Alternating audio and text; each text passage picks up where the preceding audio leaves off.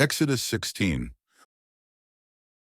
On the 15th day of the second month after they had left the land of Egypt, the whole congregation of Israel set out from Elim and came to the desert of Sin, which is between Elim and Sinai. And there in the desert, the whole congregation of Israel grumbled against Moses and Aaron. "If only we had died by the Lord's hand in the land of Egypt," they said. "There we sat by pots of meat and ate our fill of bread.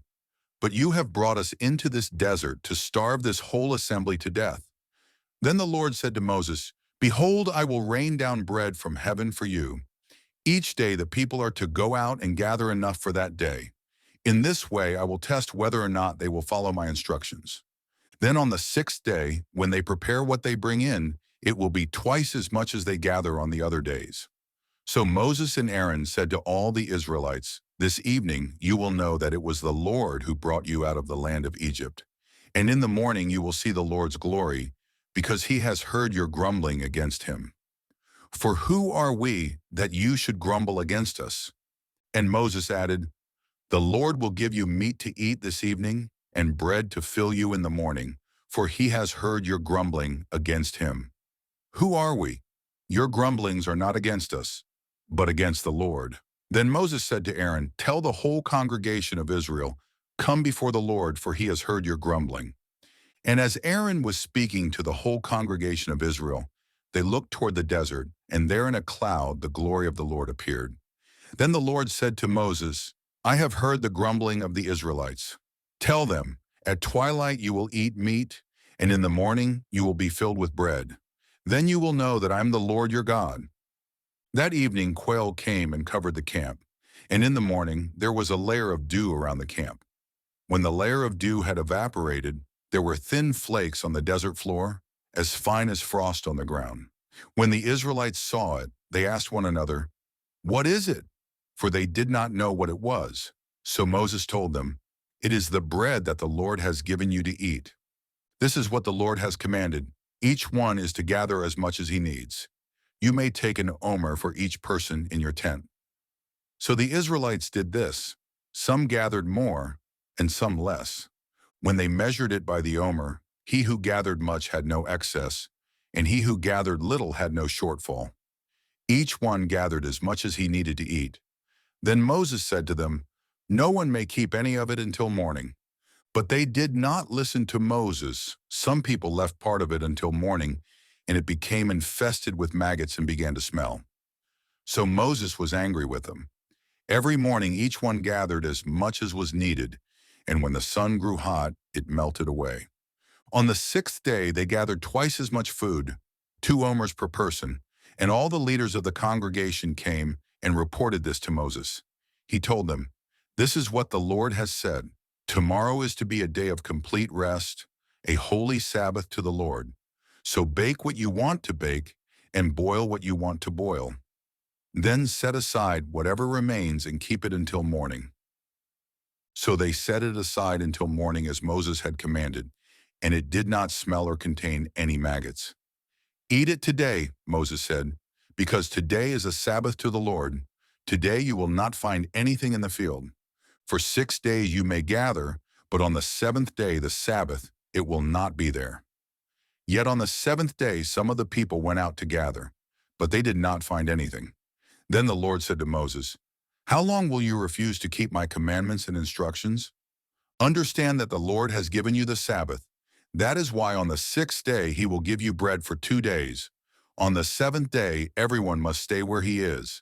No one may leave his place." So the people rested on the seventh day. Now the house of Israel called the bread manna. It was white like coriander seed and tasted like wafers made with honey. Moses said, "This is what the Lord has commanded. Keep an omer of manna for the generations to come, so that they may see the bread I fed you in the wilderness when I brought you out of the land of Egypt." So Moses told Aaron, "Take a jar and fill it with an omer of manna. Then place it before the Lord to be preserved for the generations to come." And Aaron placed it in front of the testimony, to be preserved just as the Lord had commanded Moses. The Israelites ate manna 40 years, until they came to a land where they could settle. They ate manna until they reached the border of Canaan. Now an omer is a tenth of an ephah. Exodus 17. Then the whole congregation of Israel left the desert of Sin, moving from place to place as the Lord commanded. They camped at Rephidim, but there was no water for the people to drink. So the people contended with Moses, "Give us water to drink." "Why do you contend with me?" Moses replied. "Why do you test the Lord?" But the people thirsted for water there, and they grumbled against Moses. "Why have you brought us out of Egypt, to make us and our children and livestock die of thirst?" Then Moses cried out to the Lord, "What should I do with these people? A little more, and they will stone me." And the Lord said to Moses, "Walk on ahead of the people and take some of the elders of Israel with you. Take along in your hand the staff with which you struck the Nile, and go. Behold, I will stand there before you by the rock at Horeb. And when you strike the rock, water will come out of it for the people to drink." So Moses did this in the sight of the elders of Israel. He named the place Massah and Meribah, because the Israelites quarreled, and because they tested the Lord, saying, "Is the Lord among us or not?" After this, the Amalekites came and attacked the Israelites at Rephidim. So Moses said to Joshua, "Choose some of our men and go out to fight the Amalekites. Tomorrow I will stand on the hilltop with the staff of God in my hand." Joshua did as Moses had instructed him and fought against the Amalekites, while Moses, Aaron, and Hur went up to the top of the hill. As long as Moses held up his hands, Israel prevailed. But when he lowered them, Amalek prevailed. When Moses' hands grew heavy, they took a stone and put it under him, and he sat on it. Then Aaron and Hur held his hands up, one on each side, so that his hands remained steady until the sun went down. So Joshua overwhelmed Amalek and his army with the sword. Then the Lord said to Moses, "Write this on a scroll as a reminder and recite it to Joshua, because I will utterly blot out the memory of Amalek from under heaven." And Moses built an altar and named it, "The Lord is my banner." "Indeed," he said, "a hand was lifted up toward the throne of the Lord. The Lord will war against Amalek from generation to generation." Exodus 18. Now Moses' father-in-law Jethro, the priest of Midian, heard about all that God had done for Moses and his people Israel, and how the Lord had brought Israel out of Egypt. After Moses had sent back his wife Zipporah, his father-in-law Jethro had received her, along with her 2 sons. One son was named Gershom, for Moses had said, "I have been a foreigner in a foreign land." The other son was named Eleazar, for Moses had said, "The God of my father was my helper and delivered me from the sword of Pharaoh." Moses' father-in-law Jethro, along with Moses' wife and sons, came to him in the desert, where he was encamped at the mountain of God. He sent word to Moses, "I, your father-in-law Jethro, am coming to you with your wife and her 2 sons." So Moses went out to meet his father-in-law and bowed down and kissed him. They greeted each other and went into the tent. Then Moses recounted to his father-in-law all that the Lord had done to Pharaoh and the Egyptians for Israel's sake, all the hardships they had encountered along the way, and how the Lord had delivered them. And Jethro rejoiced over all the good things the Lord had done for Israel, whom he had rescued from the hand of the Egyptians. Jethro declared, "Blessed be the Lord, who has delivered you from the hand of the Egyptians and of Pharaoh, and who has delivered the people from the hand of the Egyptians.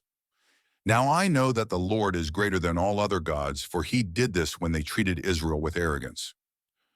Then Moses' father-in-law Jethro brought a burnt offering and sacrifices to God, and Aaron came with all the elders of Israel to eat bread with Moses' father-in-law in the presence of God. The next day Moses took his seat to judge the people, and they stood around him from morning until evening. When his father-in-law saw all that Moses was doing for the people, he asked, "What is this that you are doing for the people? Why do you sit alone as judge, with all the people standing around you from morning till evening?"